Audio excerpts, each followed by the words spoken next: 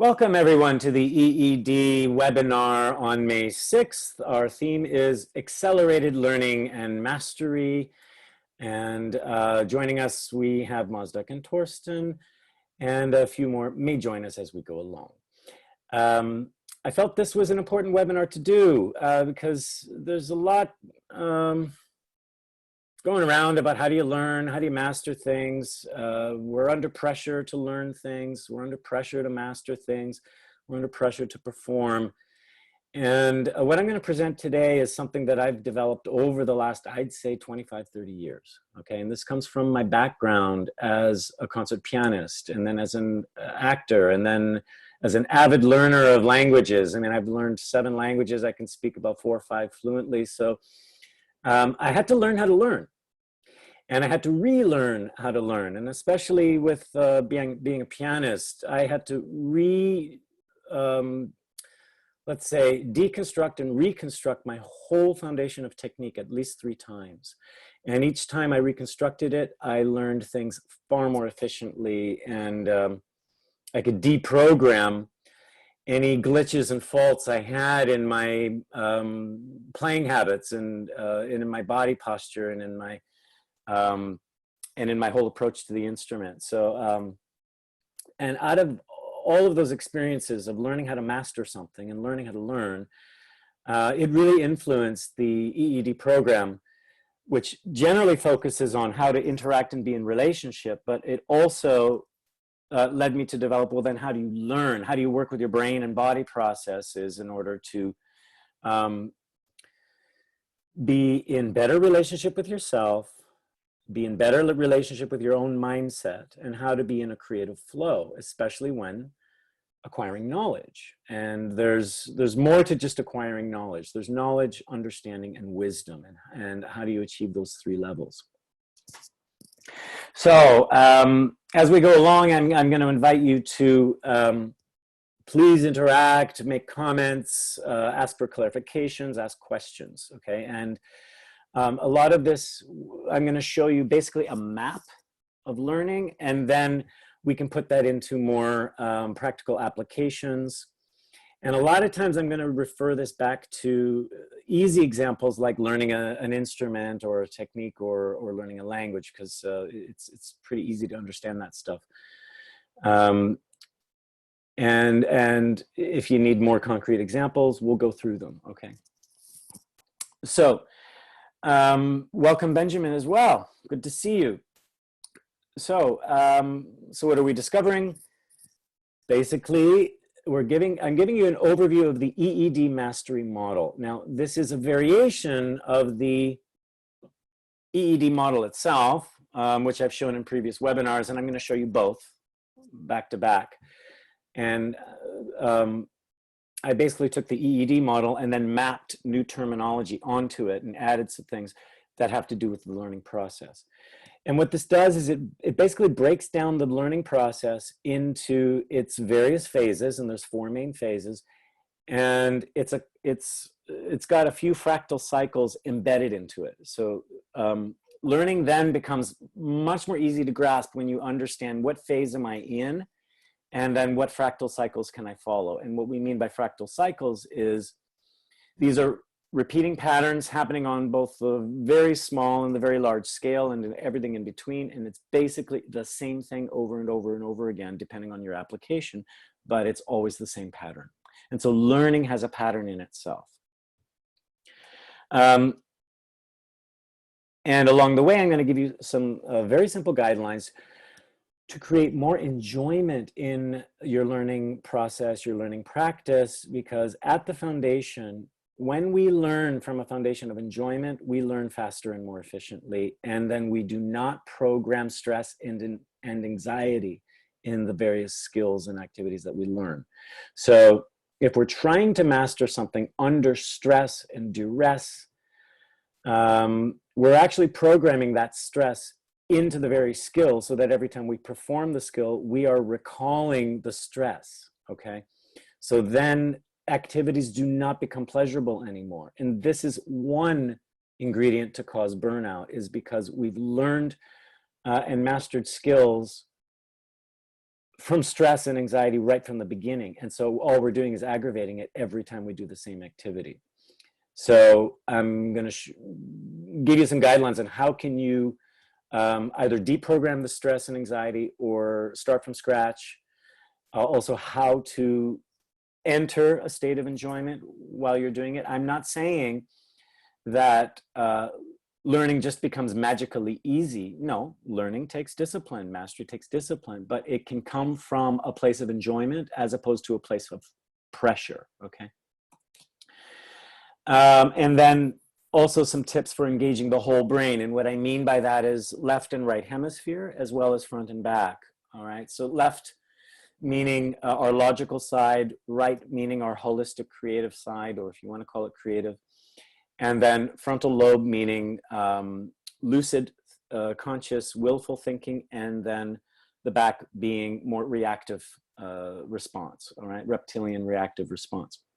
And when you can engage all of that together with a healthy balance, you can open up creative flow states. And also you can create more congruence with your brain and body together. So that learning is more than just a mental exercise, all right? All right, any comments or questions just from that right there, or are we okay? So I'm seeing you guys are good. All right, so I'm gonna show you first, I know that all of you attending live here have seen this before, but for those listening to the recording, for their benefit, what is emergent essence dynamics? What does it do? So it's a universal model based upon everything happening in relationship. Nothing happens in isolation. So we are in relationship with ourselves, each other, external things. We're also in relationship with time. And in all of those relationships, they're all following a unique fractal pattern. And a lot of times in a moment, no matter what I'm in relationship with, I may be under that same pattern. And it's just showing up with all its variations in any relationship. It's the pattern that is driving myself and my issues, all right? So I'm basically constructing myself according to a pattern. And then all my actions and behaviors and mindset are reinforcing the pattern. So what EED does is it looks at what is the person doing? How are they in relationship with the issue? And so what's the pattern underneath? And we're just revealing the pattern, and then we can shift the pattern. And when we shift the pattern, both the person and the issue will transform naturally. And everything is happening on a fractal level, meaning we're able to recognize that these patterns repeat, and it's a very basic pattern that's a building block to all the relationships happening in that moment, all right? So what we're doing is we're pinpointing the fundamental patterns driving human dynamics, and that means in anything that's happening in relationship. And so that can easily apply to coaching and leadership and mediation, facilitation, healing, personal growth, and everything else. Everything is based on relationship, and it works on a dynamic level. So it can also be applied to just how to learn and master something, because we are in relationship with the thing we are learning, whether it's a skill or an instrument or a discipline. So what we're doing here in EED always is a basic three-phase process, which is before we want to transform anything, we want to create a foundation of resilience. Resilience allows us to be more adaptable, flexible, and fluid, as opposed to rigid, fearful, and resistant. We're also focusing on what are the dynamics happening in whatever we're in relationship with. If I'm bringing a topic to coaching, I'm in relationship with that topic. If I'm learning a new skill, I'm in relationship with that skill. Therefore, through my actions and behavior with whatever I'm interacting with, that's going to reveal the pattern. Then we can shift that root pattern in a resilient space, and then the person and multiple issues will shift because it's a core pattern that's affecting many relationships with many things. I'm sure you guys are clear on that, but does this bring up any new comments or questions? No. Okay. So I'm going to show you how this works. And this is the EED model, the basic model. And there's basically 3 fractals working at the same time, all right? It's a fractal-based model. So what we're looking at here is our primary loop, meaning we're always in action and response to something. So if I'm going to learn how to play the piano, I need to be in relationship with the instrument. And so I'm going to act upon that instrument. I'm going to press the keys. Now there's a response that comes from the instrument, which is the sound, and the sound's going to come at me. It's going to affect me. So I press the keys, there's a sound. Now, what the piano is doing, it's creating a sound, and that sound is affecting me. So now I'm in response back to the instrument.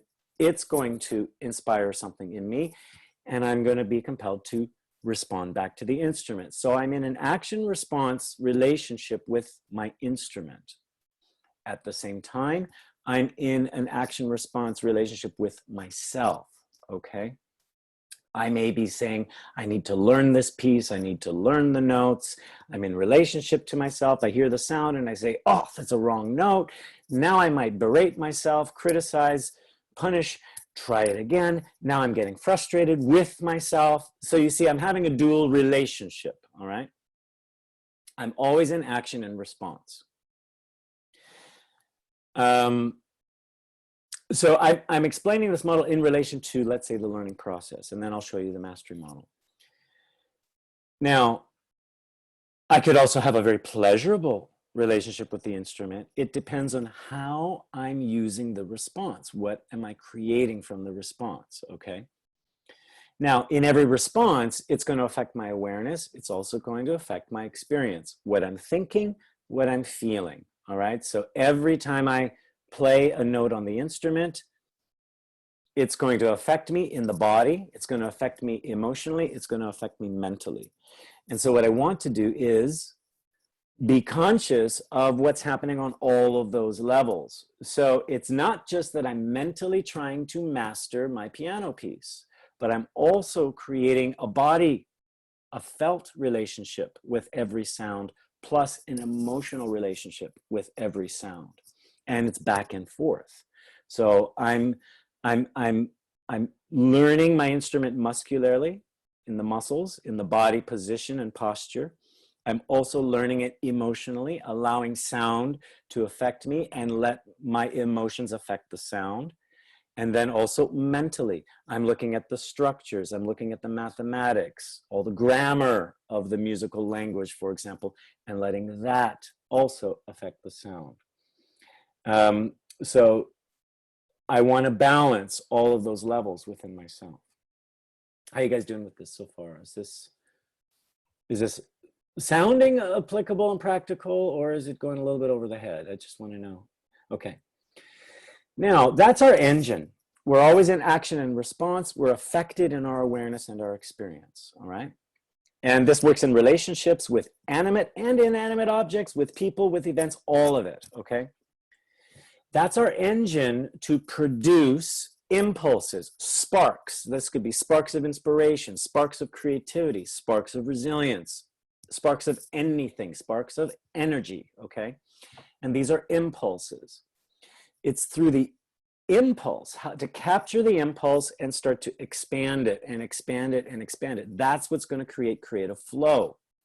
When we are in flow, we're getting a sequence of impulses, and these impulses are additive. One impulse adds to the next, adds to the next, adds to the next. And now I'm finding myself flowing with inspiration because I'm generating impulses and embracing the impulses and letting the impulse open the next moment. So how do we do that? That's what this outside loop is about. It's a 4-phase cycle. It's based upon the creative cycle, where something sparks up, an impulse. Now we connect to the impulse and just feed it. So we're creating a strong relationship with that impulse. And then we can start to open up what's inside that impulse. What wisdom does it contain? What possibilities? What's available? What knowledge is there? How is it a resource or strength? And then we want to embody and anchor that impulse into its full expression and apply it into action, okay? A great metaphor would be with design thinking, for example. An idea sparks up, and then we want to expand on the idea, create the blueprint. So let's say I have an idea for a house, Now I want to envision the house and design the blueprints. That's the connect phase. Then I want to actually start constructing the house, unpacking everything, adding flesh to the bones here. And then in the embodiment phase, I'm actually living in the house and using the house. That's my final product. So you have idea, design, construction, and final product, all right? And that is a fractal cycle. So as I'm playing my piano, I may have a creative inspiration. As I'm playing, I keep connecting to that inspiration, letting it feed me. That's going to open up new ideas to how I could interpret the piece, how I could phrase things, and then I'm actually implementing it, for example. That's one way to go through it. So any questions there? And then I'll show you the mastery model and you'll see how this relates to learning process. Any comments or questions here? Yeah, go ahead, Benjamin. You'll need to unmute. Yeah. Yep. Could you outline the connection between the embodiment, so the final, the last step, and the first one again, since it's a cycle, right? Yeah. So you want to know the difference between connect and embody, right? How no. Then the message did not reach you well. Yeah, I didn't quite hear you. Yeah, go ahead. Okay. Say it again. Let's try it in a more clear setting. So number 4 connects to number 1, right? Yeah, from whatever is a fully expressed idea, the impulse is fully unwrapped, fully expressed in itself. That's going to inspire the next spark. All right, a new spark will get birthed from that full expression. How would that look like in your example of the constructed house? Okay, great. So I've constructed a house, I'm living in it, and then from there I get an idea for the next house. Or writing a book. Or writing a book or something. I could write a book on building that house. Yeah. It's from, so from the, or it's like if I'm developing a software program, I've made version 1. Now I'm using version 1, and as I'm using it, I'm realizing, there's more I can add to this. There's more I can do. Now I can start designing version 2, okay? So it's from the full product that it's going to birth the next idea, so to speak, okay? However, only possible from the product of the first iteration of the cycle, right? Yeah, if we're completing the full cycle. So the idea is take an impulse, take it to its fullest expression, and from there, the next layer or logical idea is going to be birthed from it. What we do a lot is we tend to spark and connect and then abandon. I get a little inspiration, I connect to it for a bit, then I kill the idea, and then I wait for the next inspiration. I keep cutting off my flow, as opposed to taking the idea, connecting to it, really unpacking it, and then fully forming it, and then seeing what next spark of inspiration is going to come through there. That's how I'm going to stay in a creative flow, is by going through all 4 stages. Now, this can be on a micro cycle and a macro cycle, all right? So this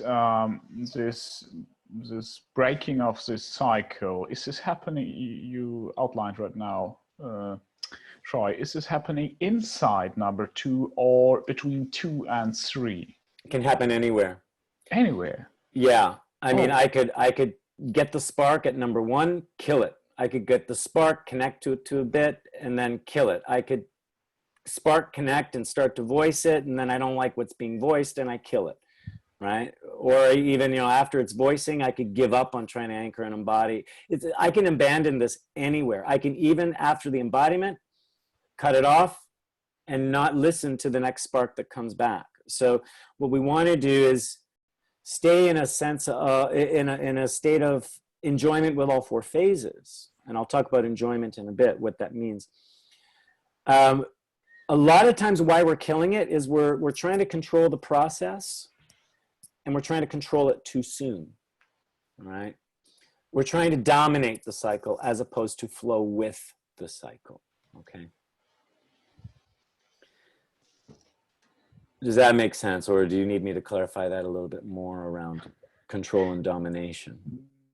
I should not go into the control and domination. So right Well, I'll now, give you an example. Like if you've tried to write something, if you know, and this is great for a writing process. so I if I get would, an if I, inspiration to write something, for example, or yeah. paint. Okay, I get an image or a couple of words or a phrase. So I start to connect to that and just connect to the flow of the words coming through. I'm writing, but then I think, wait, that sounds a little crappy. Let me start to edit it.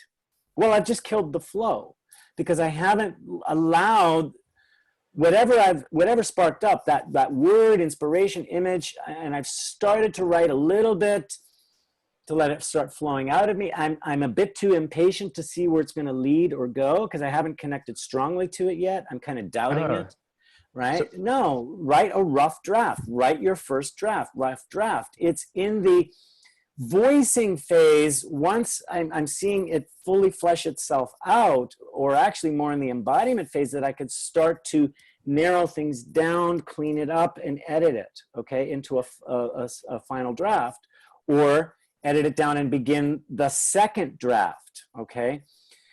A lot of times we try to edit our ideas too soon. We haven't fully connected to them yet, and we're already jumping into voice and embody, trying to make it either an edited product or a finished product way too soon. so what you're saying, Troy, is we focus too early. We shift our focus to a goal or whatever, Yep. from a point where we should raise or focus on reinforcing the enjoyment which comes with the flow. That's right. Bringing that engine to traction is different than driving with the machine to some specific location. That's right. That's right. So that's where this action response comes from. Okay. Be in constant response to what's sparking or what you're connecting to or what's being voiced or what you're embodying, as opposed to action judgment. Action judgment. It's action welcoming response. Let's see where it goes next. Let's see the next action response, the next action response. It's as if you're constructing a puzzle. And the puzzle does not work in a linear fashion. Like I must do all the straight pieces first around the edge, and now I must gradually fill it in. Well, what happens if I'm missing a piece? Now I'm stuck. I can't do the puzzle, right? Whereas if I just lay out all the pieces together and I say, which piece is calling to me? And I'll grab a piece and that seems to match with this. And then I start doing it in little clusters. And then I find how the little clusters are starting to work together, and suddenly the puzzle emerges. That's more of an organic, alinear way of working, but it's because I'm in constant response to the puzzle. I'm in a two-way relationship with the puzzle, as opposed to trying to control it by saying straight pieces first, then the red pieces, then the green pieces, right? I'm trying to control it too much, and I'm in danger of shutting down my own process if I'm missing a piece, or I don't like the piece I'm playing with. Does this make sense what I'm saying? Yeah. Okay. So this allows you to be logical and alinear at the same time. The point is, you need to allow yourself to be in response, meaning accept what comes back at you. For example, I'm going to play a piano. Now, as a pianist, we don't have the luxury of carrying our instrument around with us, like say a violinist does or a guitarist. Okay, they carry that instrument around with them all the time, so it's like another part of their body. But a pianist gets on stage and they may have not been able to try that piano out, and suddenly they discover, oh, the weight of the keys is different, the pedal functions differently. You know, there's all these little differences. And one of the first reactions we'll have is, I've got to force the instrument to play according to the way I want it to sound. And what I'm trying to do is really reproduce the piano I'm used to practicing on, and I'm trying to force the piano on stage to respond in the same way. And so I'm in a battle with that piano, okay? I'm lucky if I had a piano technician to, you know, make the piano perfect before the performance, but that's rare, right? So what I had to learn as a pianist was, I need to respect the instrument. I need to respect the mechanism of the instrument. I need to be in response to its mechanism instead of trying to force something that I can't change. Okay, so if I got one of the keys that has a funny clinker to it, or it doesn't have the same action, it doesn't respond in the same way, I got to work around that. I got to be adaptable to it, all right? So I got to be in response to the mechanism of my instrument. It's the same with your creative process. You're painting a painting, you're writing a piece. It's got a mind of its own just as much as you do. You got to tap into its mind to allow it to emerge just as much as you're feeding the painting to emerge. Is this making sense what I'm saying? You got to be in response to whatever you're learning, mastering, or creating. You can't, it's not a one-way street, okay? Allow yourself to act and react in response to it. That's going to feed new inspirations back to it. And it's going to give you its own responses from its own limitations as well. We each have limitations, but within those limitations, we have so much room for creativity. All right? Sometimes I've learned on my best inspirations on the worst pianos, because it forced me to do workarounds, and it forced me to really understand the pieces I was playing. And as soon as I got over the battle of, damn this instrument, it's not going the way I want, the more creative and fluid I became, because I was able to adapt to the instrument, and it began to adapt to me, and I became in a more symbiotic relationship with it. And that became the real pleasure of playing. Okay, enough said on that? And then I can explain in more detail, like illustrate this even more with the next slide here. So if you take a look at that image, okay, we've got the primary loop, the focus loop, and the embodiment loop, all right? What I've done is I've taken the same image and I've just changed the terminology now.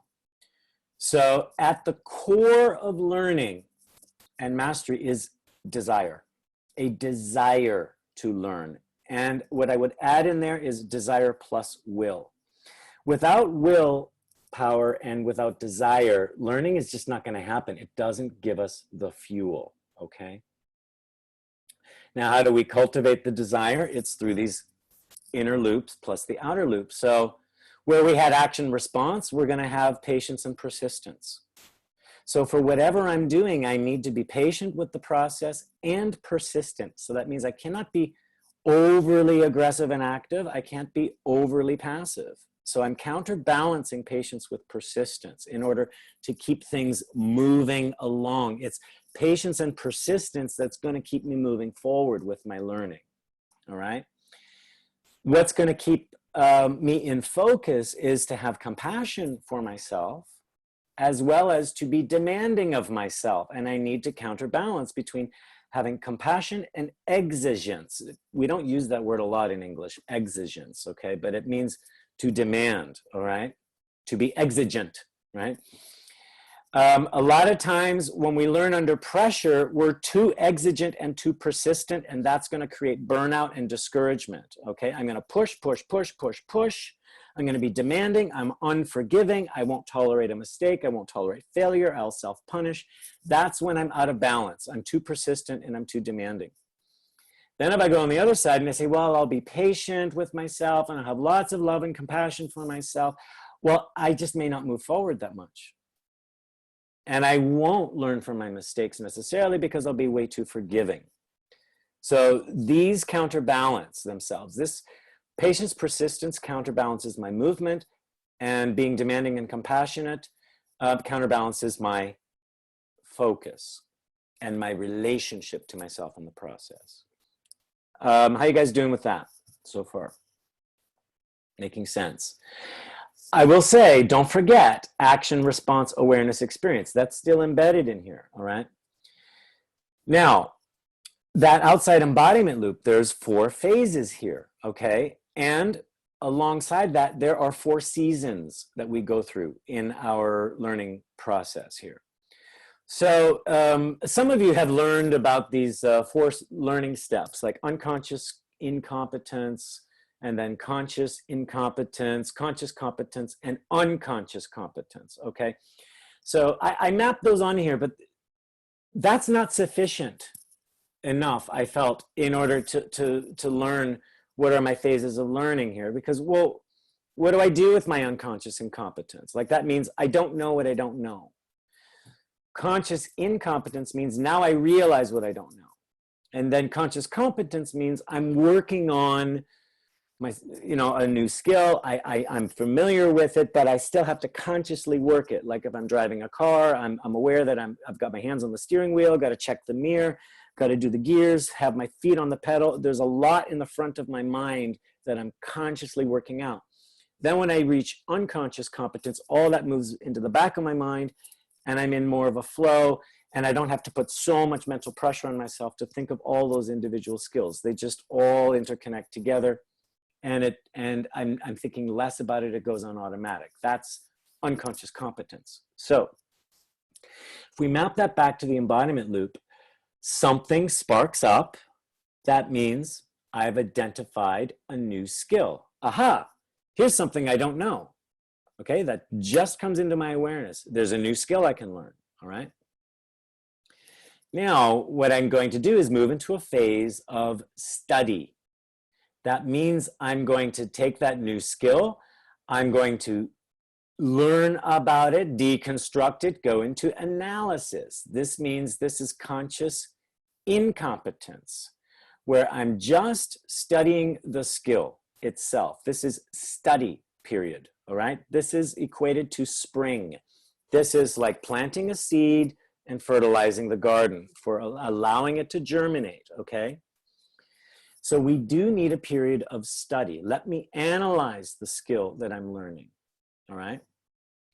Let me deconstruct it so I can start to map it out, understand it a bit. That's me connecting with the new skill, okay? Feeding the connection to it. Then what I want to do is start practicing it. I want to move from deconstruction to reconstruction and back and forth. I'm deconstructing it, reconstructing it. Every time I'm practicing it, I go back into some analysis and practice it some more and go back into analysis. So I'm going back and forth. This is what summer is like.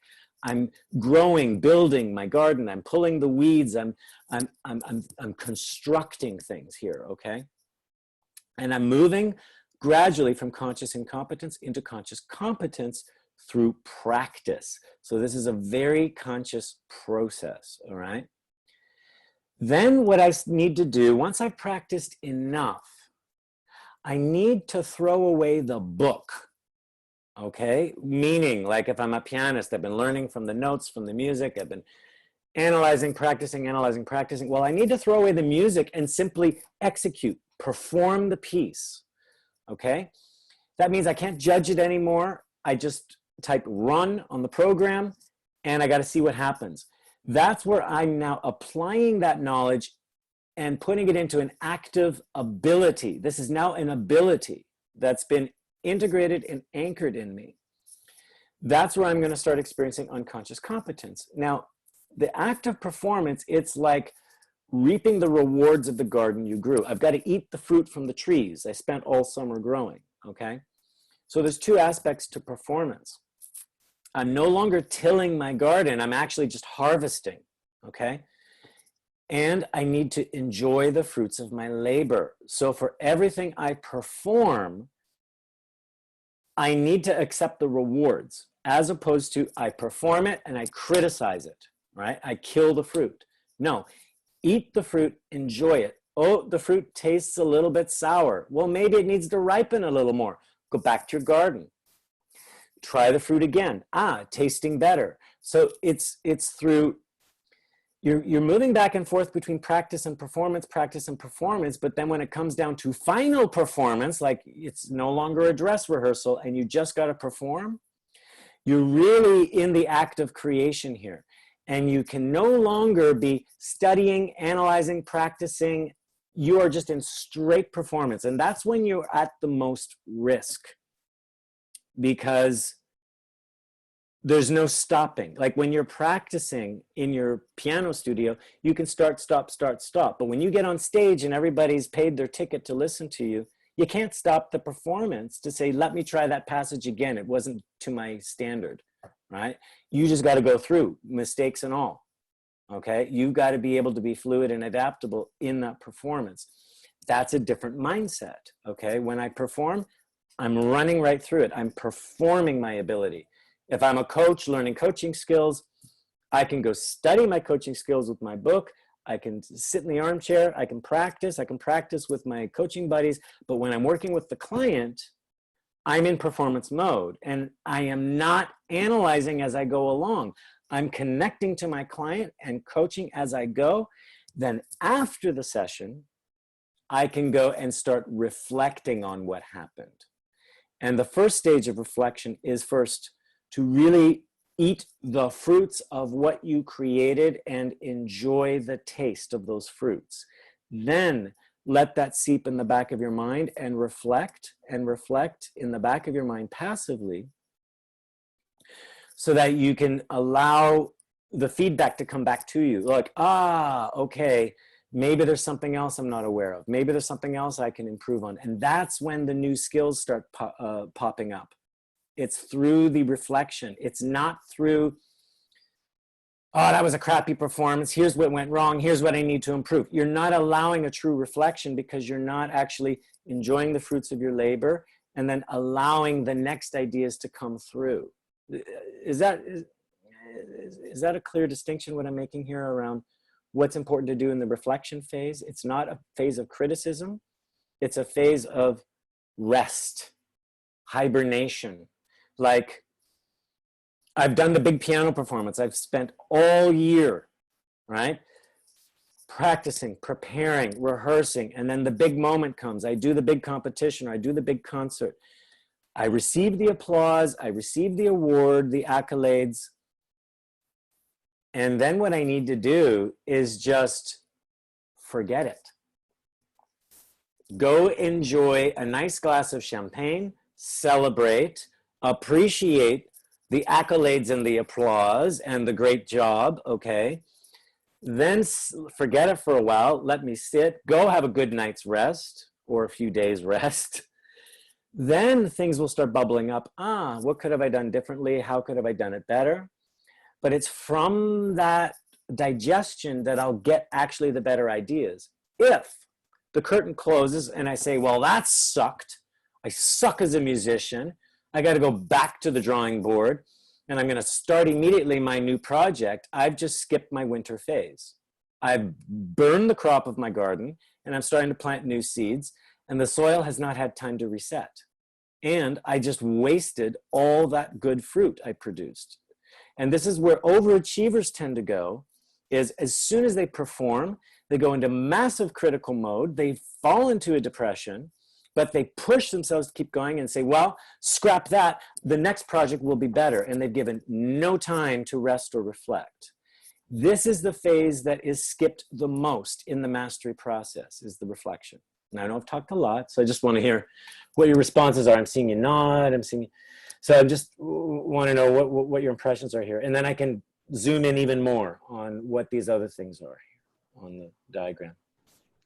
For me, it's a really great map to see this, because I'm also now going with some trainees through a teacher training, and I'm a mentor for them. And seeing this, I can totally map it to what I observe in them, how they go through this. Of course, they got to know, oh, I can learn here something. Yep. Now they studied, and now we're doing some practice sessions. So we are at this moment still in summer, I would say, so to say, not what they learn, and then they get some feedback, it will push them back, and then they go back again to analyze to do next time.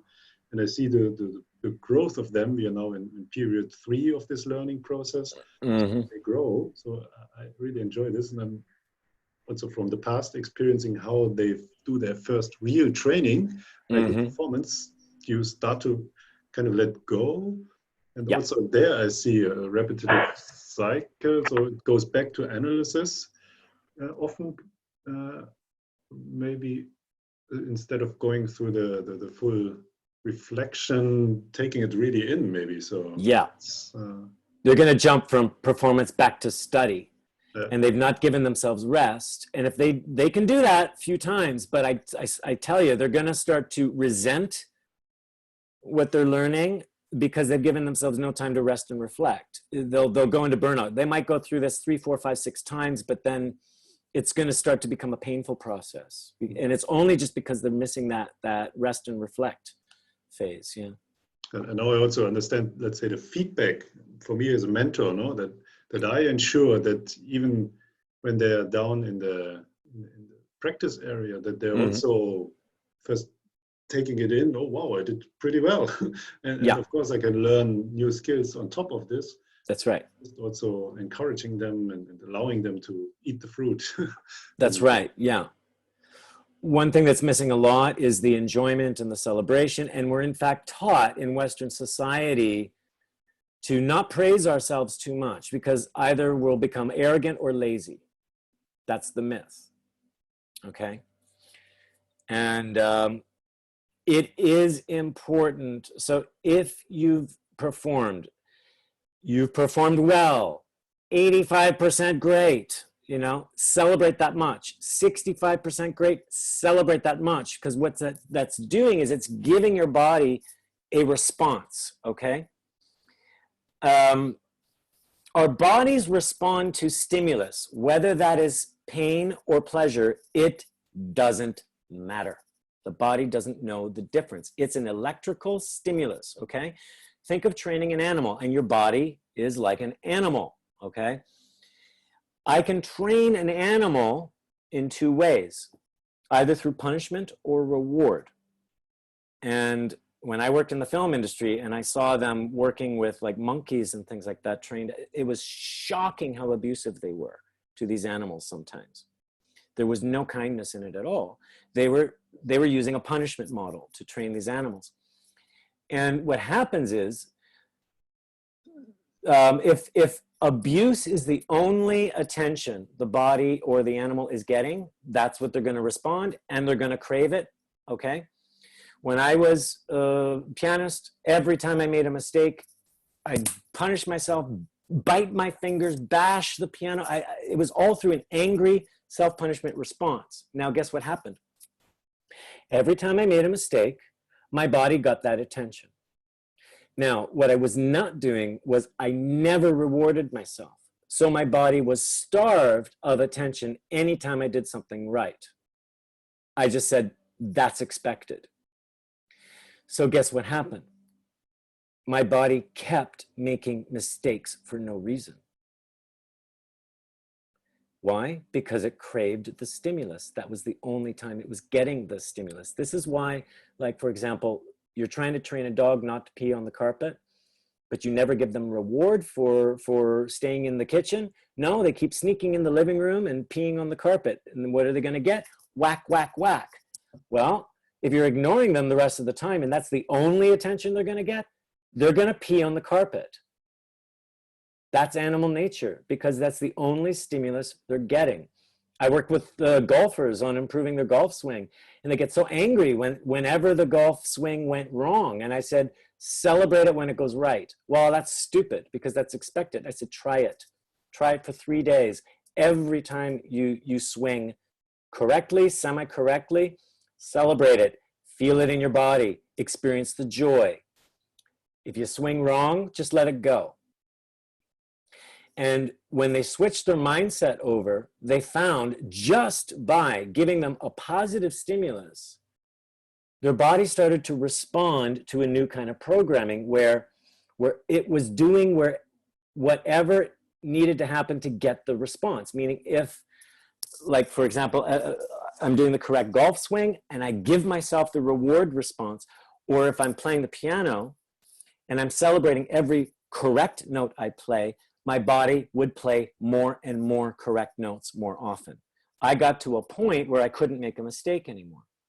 I tried, but my hand would hit the correct note. Even if I tried to distract my hand, it was always landing on the correct note. Previously, it was always landing on the wrong note, and usually the same wrong note. And I thought, okay, that's suspicious. It's obviously programmed to land there. And it was A, through my thought programming, and B, through the stimulus I gave. So this is a long little explanation on why is it important to enjoy the rewards. Because if we're only learning under punishment, then we're programming a stimulus of stress, anxiety, and punishment, and our body will respond to it, and it will crave the stimulus, so therefore it will do the wrong thing in order just to get the stimulus. Does this make sense to you guys?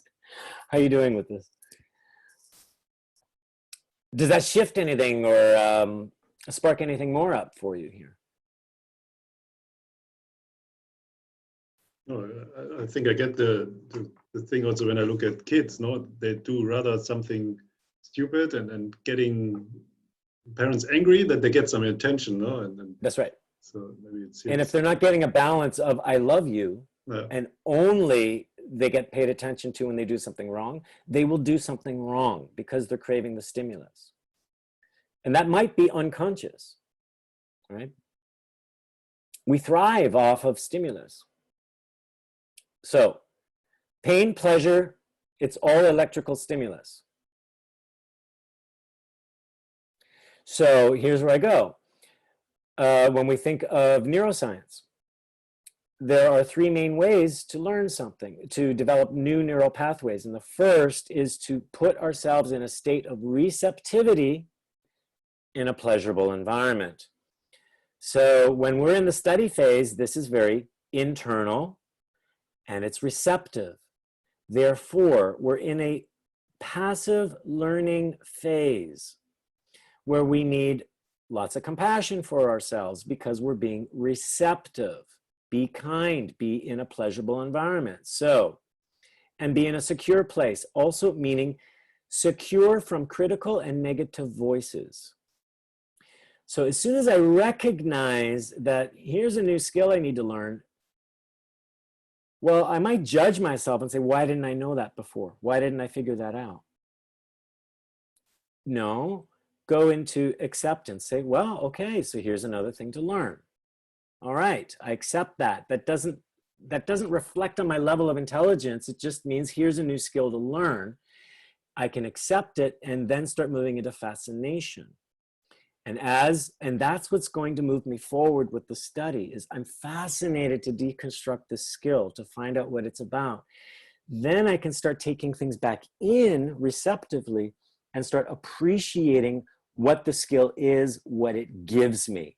So I recognize, accept, become fascinated, and appreciate in an environment of security. This is an internal process, and it's quite passive and receptive with lots of compassion and patience, okay? So, and then it's slowly, as I move into the practice phase, I'm moving into something far more conscious and active, but it's still in a secure environment, okay?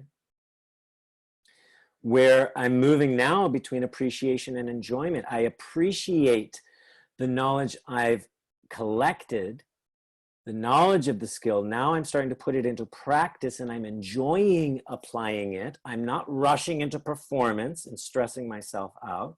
Okay, I'm not doing this on stage. It's still more in an internal environment that's secure. Do you guys understand this? I'm in my practice studio. I'm not broadcasting this yet, okay? I'm bouncing between fascination, appreciation, enjoyment, and engagement. I'm engaged with the practice. I'm engaged with myself. I'm moving back and forth, deconstructing, reconstructing, deconstructing, reconstructing. Lots of feedback happening here. It requires patience. I'm not in a rush to perform yet. Do you understand? I'm layer by layer programming this new skill into my system. This is where I got to consciously switch gears, consciously brake, consciously put the pedal on, consciously check the mirror, all through appreciation and enjoyment. So the one mistake people make in the practice is they're trying to rush to perform way too soon. How are you guys doing here?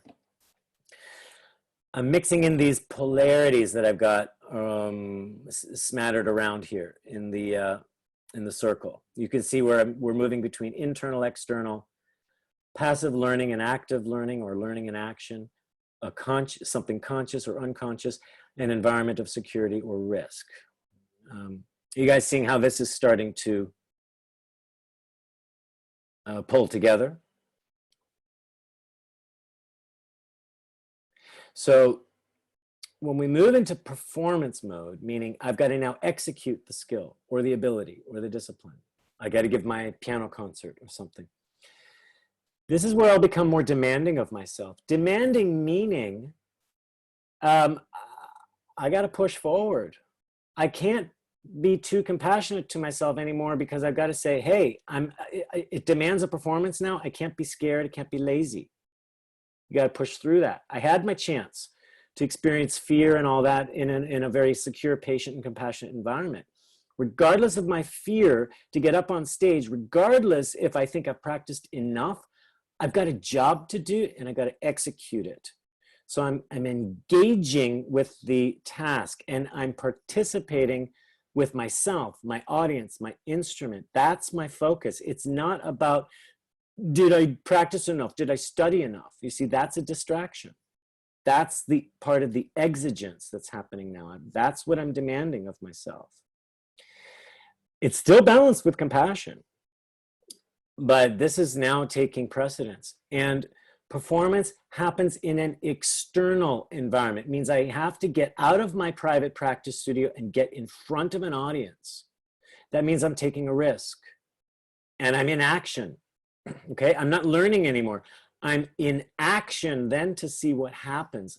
Then after, I can reflect and say, okay, what still do I need to learn or clean up?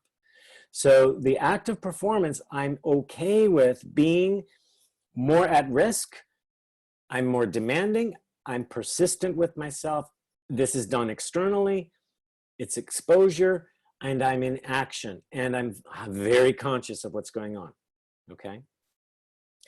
When I'm moving towards the mastery of the performance, or into the end of the creation here, I'm reaping the rewards of the fruit. Performance has to move from being conscious to unconscious. Okay, so when I'm moving away from practice performance and more just into pure performance, okay, this is the mastery of the performance. I'm just letting it run its course. I'm just playing piano and simply in the act of creation. I'm not thinking about what I'm playing. I'm flowing with what I'm creating, and the piano is just a means to do that. Okay, I've really mastered the piece now. It's a part of me. It's so integrated.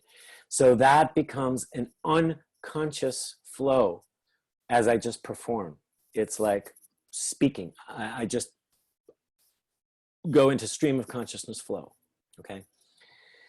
Now, why would I be putting reflection in this category of risk, persistence, yet it's unconscious? And then it moves towards, again, passive learning. That seems kind of weird, doesn't it?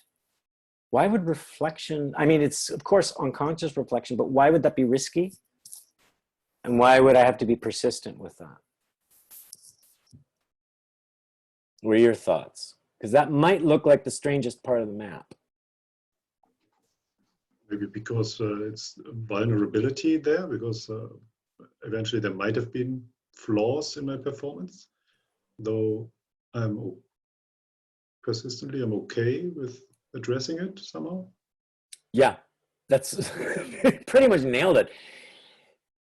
It's very vulnerable to reflect because you're basically shutting everything down, right? You can't grow your garden in the winter. All the animals go away and hibernate, and the snow covers the soil. The soil needs time to reset. So that's very vulnerable. There's no real act of creation happening here. It all winds down, right? It all goes back into just pure potential. So we have to, especially with overachievers, that feels really risky. Especially for performers, it's really risky. What do you mean I do nothing for the moment? What do you mean I just let it digest? I've got to produce. That feels risky because they feel like either they're going to get lazy or it's gonna threaten their identity. Does that make sense? And you must be persistent to let this be an unconscious process, because a lot of overachievers and performers want to go right back into the study and analysis and study and analyze the performance instead of just letting it digest first. So you have to be persistent in that way. Okay, it's going to require some patience, but probably persistence to just allow yourself that downtime to really reflect. How does this work for you guys or resonate with you there?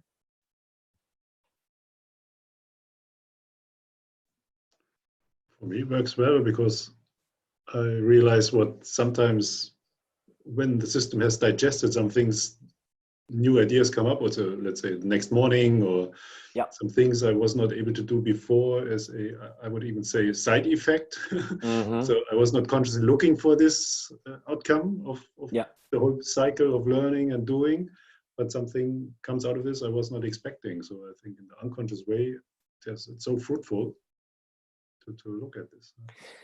And also, I'll add on that, speaking of digestion, new things will come up, or you become, it feeds your well-being, or you're feeling, let's say, nutrified, but also you'll let things go. Things you were previously attached to, you'll be able to let them go, let them flush out of your system. That's a way to also allow bad habits to get flushed out, is you got to let them digest, and you got to let them dislodge from your system as well. So this is where, as a pianist also, I found it was very counterproductive to practice 14 hours a day. I was at my best when I practiced between 4 to 6 hours. I was told this by some master teachers, you only need 4 hours. Never quite believed them. But once I started to apply these principles, and now when I've really consciously applied these principles, I don't even need 4 hours, because it's such a focused learning that everything digests so quickly. And when I really follow this cycle, I know what stage I'm in.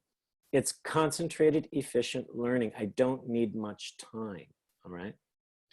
And so then if I practice 4 to 6 hours, now I can go out, enjoy life, and I'll start to digest, and then the things that are happening in life start to relate back to what I'm working on in the workshop, at the piano, at this practice studio. And it's inspiring the musical ideas. It's inspiring my technique. I'm able to start interrelating things.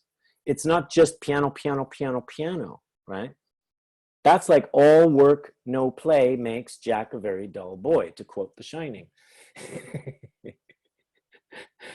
So that reflection is also meaning take breaks, go live your life. You know, if you're feeling creatively blocked, then drop the activity, go do something that feeds back to your well-being, like take a run, go work out, or go take a nice nap, and allow things to work in the background, then approach it again. So you can reset with recognition, acceptance, fascination, and appreciation. That gets you very fast then into enjoyment, okay? So we could say even that the study is a very left brain process, because there's lots of analysis, logic in that, but it needs to be balanced with some right brain creativity. You need to step back, look at the whole picture, and then go zoom in on the particles. Practice is left and right brain. Performance is very much right brain, because there's no time to analyze what you're doing. You have to trust that your body, mind, and spirit know. It's in the study and practice that you're doing the code programming. It's in the performance that you just type run and run the program, okay? And then in the reflection, this can be very much a right brain process, where the information from the right brain goes back over to the left brain. The left brain picks it up and says, ah, here are some more details I can work on. So you allow it to work in the background. Were you gonna say something, Benjamin, there? Yeah, something which came to my mind is sort of a balance of a picture of flow. So if you try to control everything, you try to drive the flow only. Yeah. And you're not getting the point to some extent that at least a part of the flow is driving you. And if That's you right. consistently keep on pushing the flow, you deprive yourself of receiving the flow. That's right. And you're cutting through that feedback loop, sort of. Exactly. And for that reason, well, let's just the starting point, I'm not in the control seat of everything. Right. But this revelation sort of puts me in that control, since I receive it even more, and I'm more in harmony with that flow. That's right. That goes back to the action response, right? So I'm contributing to the flow, but the flow is contributing back to me. Okay, so I'm in response to the flow, and the flow is in response to me. And so it's a bi-directional co-creation. If I'm only trying to control the flow, I'm limiting my inspiration and creativity, because I'm not open to receiving, like you said, and I'm not open to surprise. That means I don't trust myself to be resilient or agile enough to respond to the surprise. I'm trying to cut that out, right? I'll get more inspiration and creativity if I allow things to bubble up or things to come to me, to affect me. Then I can create from that, contribute back. And then it's going to create something more and throw it back to me. And it's a back and forth tennis game. So it's all additive. So I'm partially in control. I can control, guide, and contribute, but I'm not 100% in control. And that takes a while to get used to. So being driven by the flow requires trust. Yeah. And how will I cultivate the trust? It's through the appreciation and the enjoyment, the acceptance and the fascination by everything that pops up. Also to cultivate more compassion and patience within myself, because that allows me to be receptive. It's easy to be persistent and demanding. That means we're in control, right? Yeah. So is this sort of a different take on the pathetic self and the other thing? Yeah. Is it shining through? Yeah. Yeah. I mean, this is where, like in the other EED webinars, we talk about pathetic self. That's the fear-driven reactive self. Well, if I'm in balance with these four phases, then, fear will come in any of these stages, but I can be in response to it, in healthy response, okay? I can use my exigence to override the fear so I can keep in the flow of performance. Let that be my primary focus, as opposed to driving my performance from fear. I'll use fear during my practice session to say, yeah, let me get scared here. Let me fall apart here so I can know what I need to reinforce.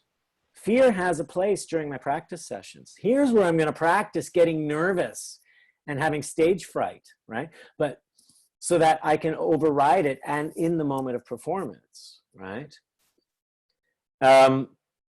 Same with the study. I might fear that I won't know enough, but if I accept that, it just says, oh, great, a new list of skills for me to learn. Let me learn one at a time. So, I can have a healthy relationship for fear here. I can actually use it to inform me.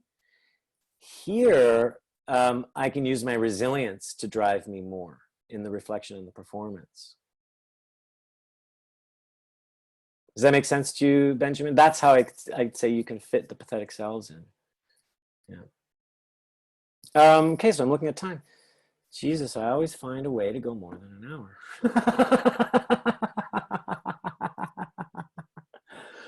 Our questions, not you. Say it again, Torsten. It were just our questions. Was not you. No, I could go on all afternoon with this. I mean, break it down, but feel free to take a screen capture of this and then reflect more on your own and start creating the relationships here. These all have interrelationships. They're all based on opposites and polarities, okay? So, and think of it as on the inside here, when we've got, unconscious and conscious. Let's say we got 180 degrees here where part of your study, all of your practice, and part of your performance, it's a whole conscious thing. But then part of your study, all of your reflection, and some of your performance is unconscious. You see, it encompasses all of that. Do you understand? Same with risk. Risk really is, you're most at risk when you're applying an active ability.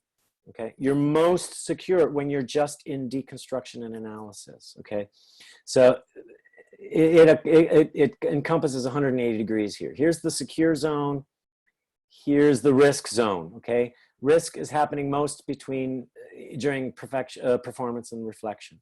Okay, so you can look at it that way. Okay.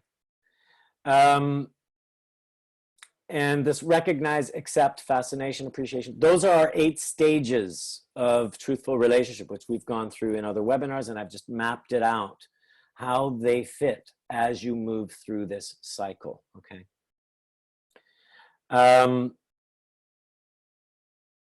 So in summary, just to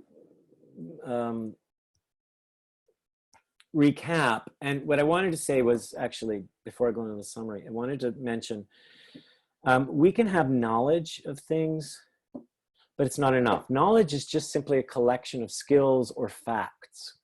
The next level to that is understanding, being able to connect all those dots, see the interrelation between the skills. How did all those skills function together? That is understanding, okay? And that moves us much more towards the mastery level or performance. And then the third level is wisdom. And wisdom means wisdom is not based upon experience, past experience. It's upon application of that knowledge and understanding to what's currently going on. I'm applying it to my current experience. Okay, and then creating from those responses. So I'm in active relationship. I understand the facts and the skills and how they all fit together. Now I can apply them to this situation, and that's where I'm using wisdom. Does that make sense? The difference between knowledge, understanding, and wisdom. And it's wisdom is really going to come between the performance and reflection stage, okay? And then the more I go around here, I can use wisdom throughout, and I'm creating a more masterful relationship with myself as I learn. How do I learn? What are my channels of learning? How do I best study and practice? Is that visual? Do I need to listen? Do I need to talk things through? Do I need to write it out, right? And then I'll get to know, how do I create pleasure and flow and enjoyment for myself, right? As I act and respond with myself. And then how can I recognize impulses and create from those? So really, by mastering a skill, an instrument, a discipline, or a language, you're really starting to come into a masterful relationship with yourself. And then you're learning how to learn, and you're learning how to master self. Okay, that's what I wanted to get to as a conclusion, that this is a model also for self-mastery. Okay, so summary is, so the foundation of mastery is desire and will put together. And you're acting upon that from a whole environment or mindset of enjoyment. Mastery comes through enjoyment. That's what's going to keep you most connected and in a pleasurable flow that has you stay creative, all right? If it's coming from stress, anxiety, punishment, and fear, you're going to constantly be disconnecting because judgment keeps interrupting the impulses, okay? So what's the engine that's driving mastery is a combination of patience and persistence that counterbalance, plus being compassionate and demanding. And that's the same with teaching. When you're teaching your students, you want to be patient and persistent with them. You want to be compassionate with them, but also demanding. And you want to keep counterbalancing. The learning cycle moves through phases that are much like the seasons. So know what season you're in. Your springtime is your study. That's where you're planting seeds. Summer is where you're practicing, you're cultivating, you're constructing. Fall is when you go into performance. You're harvesting all that good study and practice and enjoying the fruits of your labor, and then allow yourself to have a winter in order to rest and reflect and digest. So it's important to reap the rewards of all your performances. Anytime you go into performance mode, reap those rewards. Don't throw out your fruit. Take time to digest and reflect before moving to the next spring cycle, before planting the seeds for the next garden, okay? Be in constant action response with whatever you're focusing on, whether it's a skill, an instrument, a discipline. Be in response, allowing it to affect your awareness and your experience together. So you're not just making learning a mental exercise, all right? Learning happens through taking each impulse and allowing it to develop. And that's, as Benjamin was saying, it's a action-response relationship. You're flowing with it, it's affecting you, you're affecting it. It's a two-way flow. So building new neural pathways, I mentioned that it starts with just being receptive in a pleasurable environment. Then what it takes is willful repetition. This is what the practice phase is about.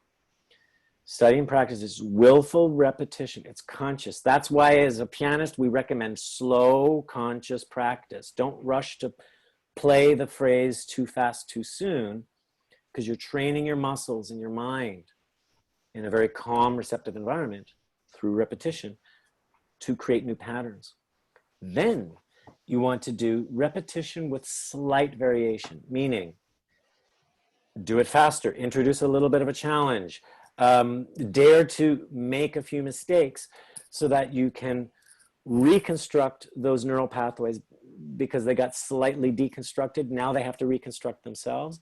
Every time they reconstruct, they make themselves stronger. So start with willful repetition consciously, then start introducing a little trouble. So you have to creatively stay on your feet, knock yourself a little bit off balance. So you have to stay on balance. Does that make sense? What I mean by repetition with slight variation.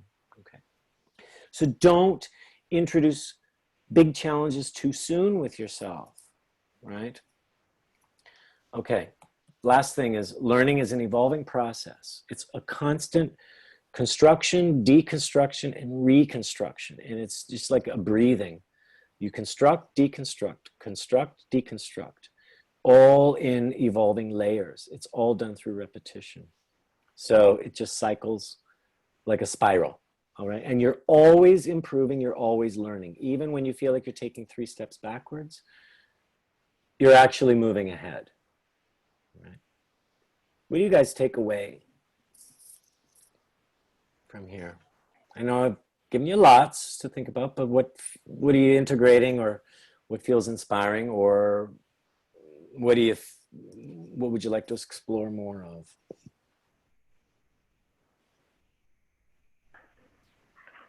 And not jumping to the performance. Mm-hmm. That is one takeaway. The other one, that reflection, we used to do it more on a retrospection. That is like, okay, what went well, what didn't go well. So it's not necessarily about what didn't go well. It's like just taking in things. The other thing, takeaway, is that deconstruct mode, that you need to be willing to let go of certain things. Yeah. Biggest to-do takeaway is how to create those pleasurable and pleasant environments. That's for me the most challenging. Okay, I can give you a quick tip on that.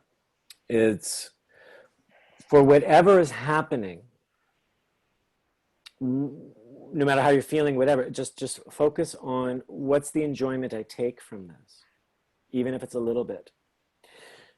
If you focus on why can't I feel different? Why can't this be different? You're not in relationship. You're judging it and you're trying to modify it, right?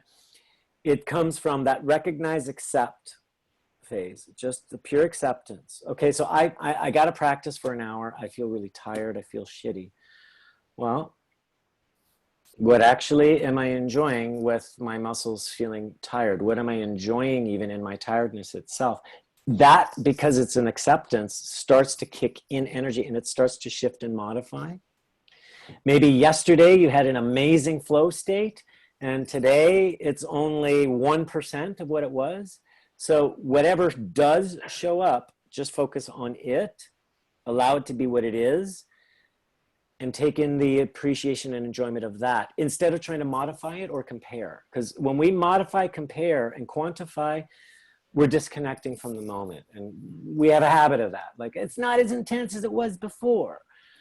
So the simple tip, Mazdak, is just a simple of acceptance of what actually is here and to find the pleasure and enjoyment in that, because it's a new moment. Does that help you?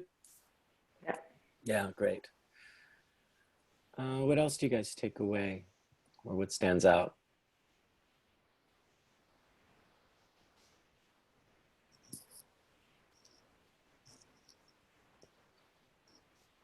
Or what's very simple to remember for yourselves? One thing, what I remember is this 180 degree that you said in this circle. Mm-hmm. The risk is 180 degree there, and this is, so this was interesting perspective on it, how this, the unconscious is to 180% above, Mm-hmm. 180 degree, and the others. Yeah. The conscious is all affecting the area below. Yeah. Yeah. That's interesting. So yeah, the reflection is mainly unconscious, practice is mainly conscious, but it permeates over, 180 degrees into all these other phases as well, but it's strongest there, right? So when we're in the midst of study and practice, that's where we need to be in the most place of the most secure, right? Close yourself up in your room and study. So you're undisturbed and most secure, right? So, yeah. So that's how it works, right? And all these polarities that you pointed out, that's also interesting. Yeah. Polarity plays a big role here in this. It does. It's a counterbalancing of opposites, right? And that's how we keep ourselves in a healthy relationship. As we move through the phases, we're also counterbalancing. So. I'm thinking of the coachee that I had today, who was pretty hyper achiever. Mm-hmm. So that's also what you mentioned there, always going for more. So being really in the persistent and the adjutants area. Yeah. Well, during our coaching process, she came to realize that also patience is required and compassion. Yeah, and so get to know yourself. You can look at this map and say, what's most familiar with me, and then what is least familiar. It's like a dancer that has to work both sides of the body. We favor the right side or the left side. So get to know what you favor. Then you don't have to focus on it. If you're naturally persistent, then you could start cultivating the patience. If you're going way too far on the patience, the persistence will kick back in naturally, because that's a natural reflex you have, because it's a natural strength. So start to put primary focus on the side of the polarity you're least familiar with. And you can bank on the side of the polarity that you're most familiar with. It will show up whenever trouble arises, okay? So if you're a risk taker, you're not so good with security. If you're getting way too secure, you're going to be compelled to take risks, right? So that will happen. So don't give your strengths double duty, all right? Let those natural strengths be in the background, knowing that they'll kick in if you've gone out of balance. So the sign of craving for more, as Thorsten pointed out in his example, for me means I have not been sufficiently receptive for the flow, giving me something back. And since I did not get anything back, I articulate the need. Since I did not get so far anything back, I don't have the association in place that the flow can give me something back. So I lack the experience, the association that the flow can give me something back. And it did not click on a subconscious level in myself to allow that. So reinforcing the trust to allow the flow giving me something back ends up in less of craving for more of the same, which does not actually give me what is reinforcing the enjoyment and trust. So basically, the main things seem important, but they actually are not important, since the goal changes, the task changes, but the common denominator in between, that's the trust and the essence. Yeah, and the flow. Yeah. And if we shift our focus on that which is everywhere, well, the quality is variable. You'll be able to master anything and everything you put your mind to when you approach it from generating flow and allowing flow to bring inspiration, ideas, and focus, receive the benefits of the flow back to your well-being, and then contribute back. Exactly. You'll be able to learn multiple languages. You'll be able to learn rocket science, master mathematics, quantum physics, anything. Because this is a essential learning cycle. It doesn't matter what, like you said, it doesn't matter what the task is. And most important, remember to reap the rewards. Allow yourself to enjoy the benefits of the flow. That's what's going to increase the desire and the will. A lot of times, if we're cut off from receiving the benefits to our well-being, it's going to exhaust our desire and our will, and it's going to start slowly disappearing because we're running out of gas, basically. And on an abstract level, it's quite analogous to the pathetic self and its opposite. So the example you mentioned earlier, Troy, punishment and being proud of yourself. Mm-hmm. That's just a different take on the same thing. Exactly. That's right. So you want to be in healthy, balanced relationship with yourself. We need to kill this myth that we're only motivated by punishment, right?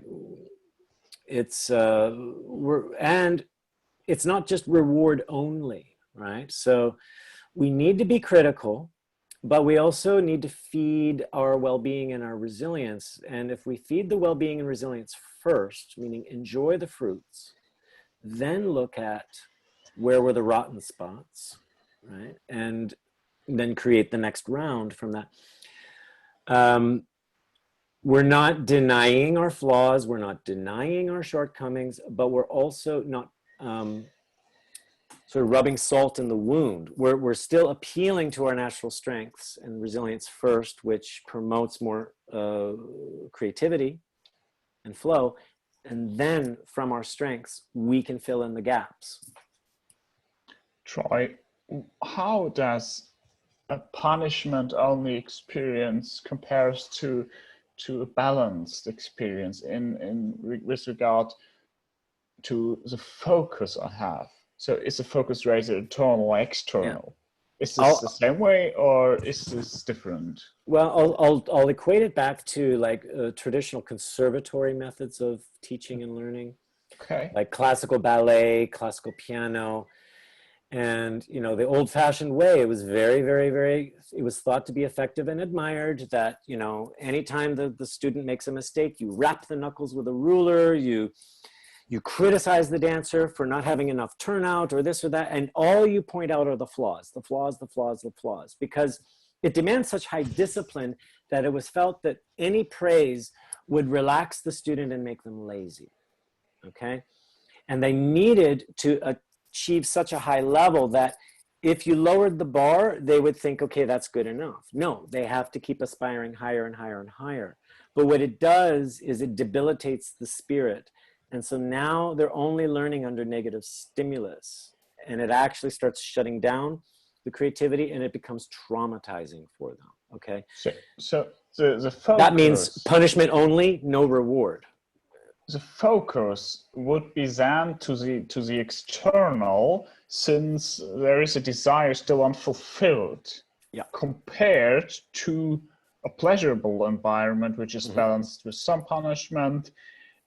Then you have this trust in yourself. So the focus would more direct it to your inner self. So you're quite less prey to be controlled by someone. Yeah, to be traumatized and controlled, and then they're constantly holding this carrot in front of you saying, you know, you'll only be a good person when you achieve this. And in the meantime, you're a piece of shit. And so there's where you get artists or anyone with such low self-esteem craving that recognition, and they're really hard on themselves and they never give themselves a break, right? And that develops that perfectionist overachiever mindset. So And they're giving themselves no stimulus, and they're in such a toxic relationship with themselves, right? It gets ingrained. And we do this internally. Say it again. Pleasure can be equated to freedom. Yes, pleasure. It seems weird at first sight, but if you give it a second thought. When you counterbalance it with, okay, pleasure, put pleasure in the middle. Pleasure, autonomy, resilience, flow, put that in the middle. Then balance it with patience, persistence, compassion, and being demanding. You're counterbalancing the pleasure to become too lazy. You're counterbalancing the ability to maintain pleasure and flow while still being persistent and demanding with oneself. But that persistence and demanding doesn't get toxic, where it's taking energy away and where it's instilling fear. Do you understand? So, and corporate environments do the same thing. They dangle carrots and say, you know, you need to perform, you need to do anything possible in your power in order to achieve the promotion, achieve the reward, achieve the salary, the recognition, and we don't want to hear about your personal feelings and dot, dot, dot, dot, dot. So it again, you internalize that kind of punishment-driven mindset that denies you of any pleasure. The pleasure will come later, like when you win the award, and then you don't know what to do with the award once it's gotten there, because you're like, I worked all this time for that, for this. So the punishment was useless. Well, you become addicted to the punishment, actually. And the reward feels so unsatisfying that you'll even punish yourself for that. It's just a vicious cycle, right? Because you've never learned how to taste the juice of the fruit. So when you do get the juicy fruit, you don't know what to do with it. It's like, what's this? You've been so tantalized by the idea of that juicy fruit, but along the way you never tasted any juice. Do you guys get what I mean? It's like a foreign idea. Once the prize becomes so further and further away that you're actually less addicted to the prize, and you're more addicted to this negative stimulus, which is burning you out and creating inner conflict because you got to keep pushing forward. And then you go into identity crisis when you like can't get up in the morning anymore, and you're like, I'm sick to my stomach to go to work, right? You've depleted yourself of so much energy. Or you become a rebel and you say, screw it all, I quit. I need a couple months of freedom. And then you're twiddling your thumbs and say, I don't know what to do with myself, right? That's when you're really caught in a polarity that was trained through punishment, basically. So in a sense, the energy, the flow we are continuously in, we create, we immerse with, has a specific quality or polarity to say. And this matters more than what we try to achieve with that energy. Right. Since this informs us in a way, and it relates to the goal, sure. Oh yeah. But the goal is just an illusion that the goal will give us something. So right. No. So this old-fashioned model of withhold the carrot, dangle it in front of your nose, and constantly chase it, doesn't work because it depletes us. And yes, it makes us susceptible to control. It doesn't matter who's controlling us. This process, where I'm recognizing and each moment responding to it, flowing with it from enjoyment, and it's a two-way street of inspired creativity and well-being, I'm actually constantly nibbling at my carrot. And that's feeding me as I go. There's nothing wrong with nibbling my carrot as I go, because there's a whole line of carrots that I can eat along the way. It's not like withhold the reward. We got to get rid of that mindset. It's way out of balance. Do you guys know what I'm saying when like nibble your carrot with? So for each practice session at the piano, I am enjoying the accomplishments I've made that day, and it doesn't stop me from saying, yeah, and what's for tomorrow? It's a process. It's not a end result. Every day is a process that feeds me, and I feed it back. So that's what makes mastery a lifelong process forever. It's not a finite thing. Mastery is not a finite thing. It's a constantly evolving organic thing. And I'm going to move through various layers and levels of mastery, all right, and accomplishment. And also time-wise, you know, hey, I had my first piano lesson. Why would I have an expectation to win the Tchaikovsky competition after my first piano lesson, right? But then there are other people that have been playing for 25 years and they're playing no better than a beginner pianist. Like, it's because they never knew how to apply the focus, right? So that's what I mean by accelerated learning. It's through that concentration of flow, the back and forth, give and receive, you'll accelerate yourself through these phases faster when you allow yourself to flow and be in response. You know, maybe I'm overstating the point, but yeah, I was just showing the slide on our courses. I mean, everybody can read it. We got modules coming up in June, which might end up being online, and then in October. And this is where you really learn this model, how to flow, all of that stuff. And you can apply it to coaching and leadership. And next week, we're having another webinar, which is on May 13th. And it's all about releasing fear and taming obstacles. A little bit of an extension of what we're talking about here. These, how do you, there is a time and place for fear, okay? And we were talking about the negative impact of operating from fear as a punishment mode, but we can actually use fear to enhance and reinforce our resilience and enhance our creativity. And I'm gonna show you how you can get into a healthy relationship with fear. We're not here to eliminate it, but just create more of a resilient relationship with it. So, there you have it. Thank you guys. Any final comments at all, or what do you take away? I know I asked that before, but just to give you the final word here before I stop the recording. Thanks for your time in this insightful session, I would say. Took away some very deep things, yeah. Excellent, great, yeah. Gratefulness. Say it again, Mazdak. Gratefulness. Oh, great. Very nice. That's also important, especially after a performance, to find the gratitude, or after any stage. Gratitude for what you've studied, gratitude for what you've practiced or performed or reflected upon. Yeah, great. Benjamin, any final words there? Last chance. No? Well, I could share my 2 key takeaways with you, if you mind. Sure. But I don't need to. No, yeah, I would love to hear it. Yeah. Okay, so the first thing is focus on reinforcing the enjoyment instead of shifting the focus to a goal. Yeah. The goal is just an illusion, sort of. Mm-hmm. Since we reach it, we swallow it with some different goal. So what is the goal really about?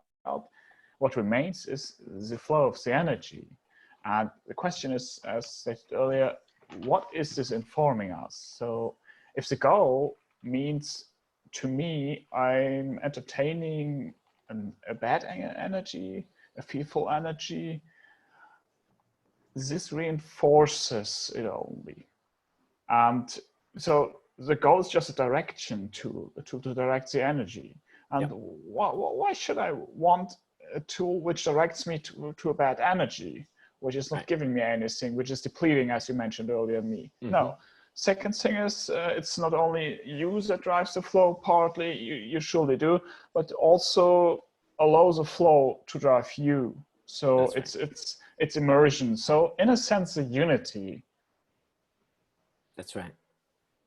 Yeah, the goal is the destination. It's a target. Remember that if it takes 1,000 steps to get to the goal, then pay attention to each step now and how one step relates to the next, and gather evidence that you are accumulating and arriving at the goal step by step. That will keep feeding you, right? That really works well. Gather the evidence. Yeah. So great. Well, have fun playing with this, and feel free to always contact me or email me, info@essence-dynamics.com, if you have more questions or you'd like to be referred to other recordings that relate to this. And in the meantime, just play, enjoy, and be inspired. And thank you to you all.